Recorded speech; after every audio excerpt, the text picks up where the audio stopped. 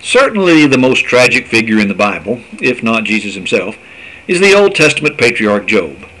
This godly man, for reasons that he never discovered on this earth, was struck by all of man's greatest fears: financial ruin, family loss, and prolonged sickness. He was, Job 1 and verse 3 says, the greatest, richest of all the men of the East.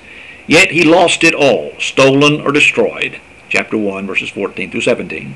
He had 10 children, certainly the delight of any man's soul, but even more so in ancient times when large families are considered a supreme blessing from God. But they were all killed, all 10 of them, at the same time, by a great wind from the wilderness. Chapter 1 and verse 19. Then Job was struck with sore boils from the sole of his feet unto his crown.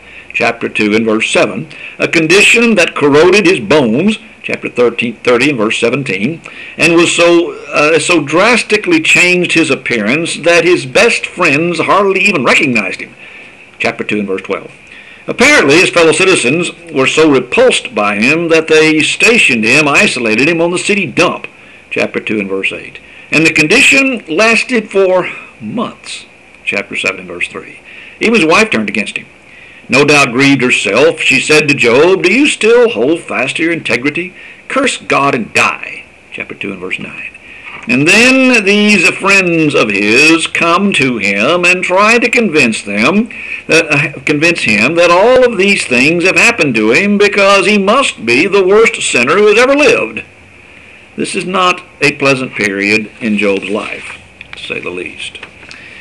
What would you have done in such a circumstance? You lose every bit of your material wealth. You lose all of your children killed at one time. You become ghastly ill for several months. Your nearest and dearest and best friends turn against you. Could you keep your faith in God through all of that? What was Job's response? What? Shall we receive good at the hand of God, and shall we not receive evil? Chapter 2 and verse 10. And naked came I out of my mother's womb, naked shall I return thither. The Lord gave, and the Lord hath taken away. Blessed be the name of the Lord. Chapter 1 and verse 21. There are few, if any, examples of faith greater than that which this man showed. And he apparently lived hundreds of years before one word of the Bible was even penned. How could he maintain his righteous character and integrity under such a brutal assault? Job apparently understood something that the vast majority of humankind has never learned, and is certainly lacking in the understanding of most people today, some 5,000 years after him, and that is that this world is not our home. We are mere pilgrims here, passing through, and we won't be here for very long. I am convinced that this is one of the reasons why Jesus, while on this earth, did not concern himself in the least with political affairs. I've heard people say, well, if Jesus were here today, he would be marching for civil rights and supporting Obamacare and yada, yada, yada, yada, yada. No, he would not.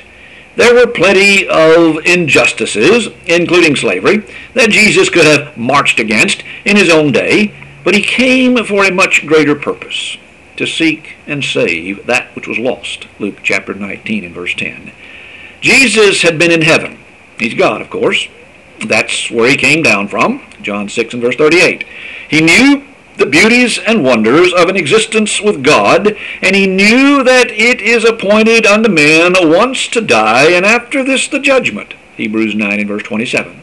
Jesus, being man's creator, was aware that the days of our years are 70, 70, and perhaps 80, for it is soon cut off, and we fly away. Psalm 90 and verse 10.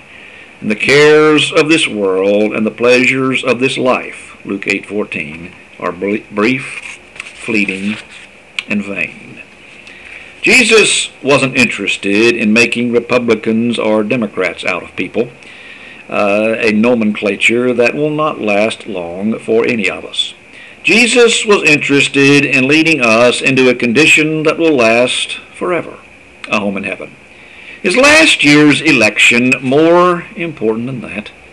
Will Obamacare be vital for you 100 years from now? Indeed, quickly, tell me who was elected president in 1908, 100 years ago. Come on, tell me. I'm waiting. Now, do you think that anyone who voted in 1908 cares right now who won the election in 2008?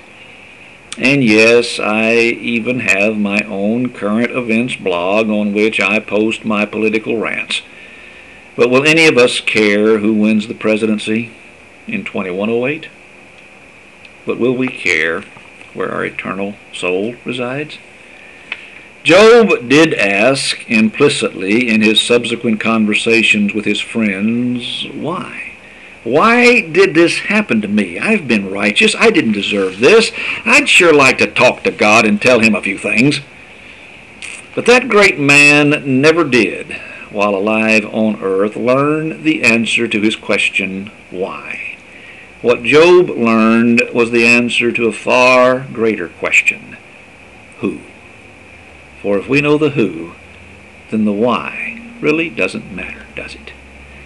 I am the resurrection and the life. He that believeth in me, though he were dead, yet shall he live. And whosoever liveth and believeth in me shall never die, Jesus said in John chapter 11, verses 25 and 26. Further, he said in John 14, verses 2 and 3, in my Father's house are many mansions. If it were not so, I would have told you. I go to prepare a place for you. And if I go and prepare a place for you, I will come again, and receive you unto myself, that where I am, there ye may be also. The Lord gave, and the Lord taketh away.